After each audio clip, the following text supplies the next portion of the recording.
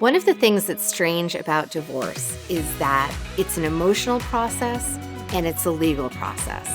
It can feel strange to be engaged in something that's so personal and have at the same time such a formality about it because it's technically a legal process. One of the parts of divorce that feels odd to some of our clients is the discovery process. Discovery is essentially the exchange of information between people. You've heard of different types of discovery, even if you're not a lawyer yourself. You've probably heard of depositions. Maybe you've heard of interrogatories, exchange of documents, things like that. That's all a part of the divorce process because divorce is a legal process in addition to an emotional one. One thing that happens when we're going through discovery with our clients is that we remind them that even though discovery is a formal legal process, it's also extremely critical to helping them make the best decisions for themselves and their families. I'll give you a little bit of a more explanation about why. If you don't know all of the information about your spouse's financial life, then you can't really make the best decisions for yourself about how you should resolve property division, for example. So even though it feels formal to be passing all of this information back and forth, it can be really empowering and important as well. In Connecticut divorces, there is a wide range of discovery tools that we have at our disposal as your family law attorneys. So it starts with the most basic document in a Connecticut divorce, which is called a financial affidavit. That's a few pages of paper, and it's just basically a ledger where you cover what your assets are, what your liabilities are, what your income is, what your bills are, and it's basically a snapshot of all of that information that both parties provide to the other party. Some things are joint, some things are individual. We'll explain how you disclose all of that information and how it works. That's the main thing that happens in every divorce, and you update it as the divorce is going on.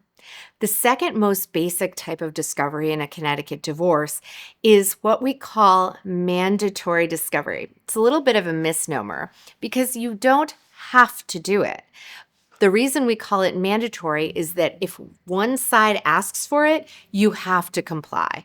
We're not going to have a big fight back and forth about whether one spouse is entitled to last year's tax returns from the other spouse. They are. It's covered in the mandatory rules if either party seeks it out.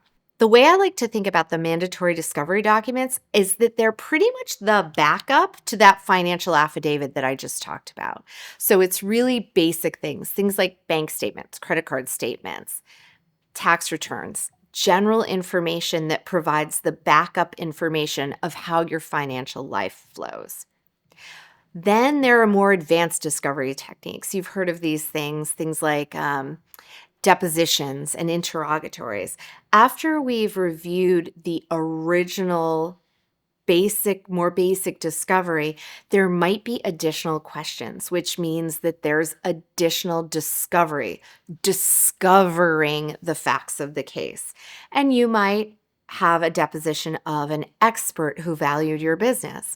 You might depose the bookkeeper at your spouse's company to try and figure out how cash moves through the business.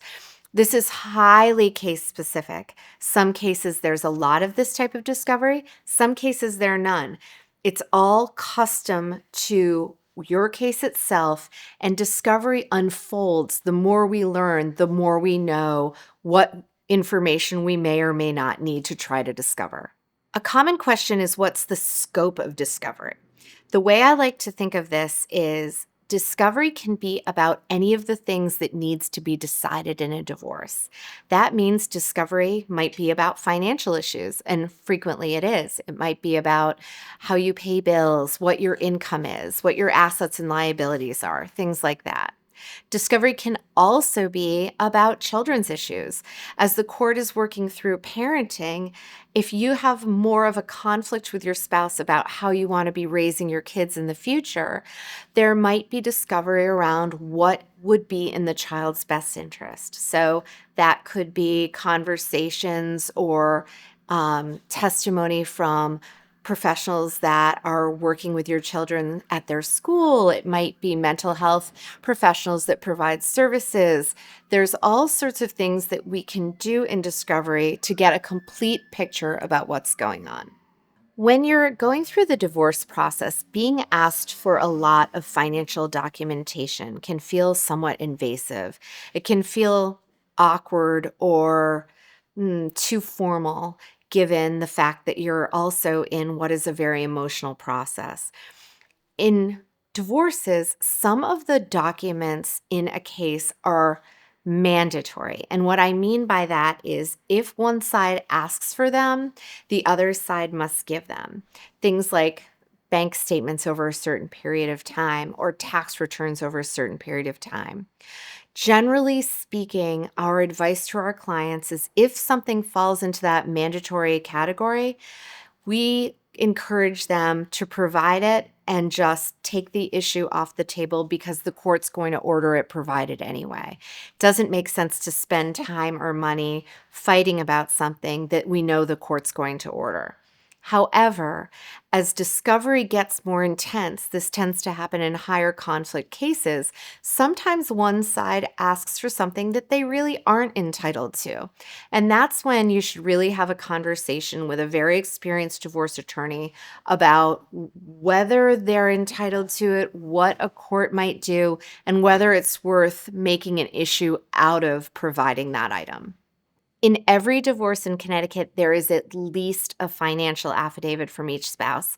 That means in every divorce in Connecticut, there is some form of discovery.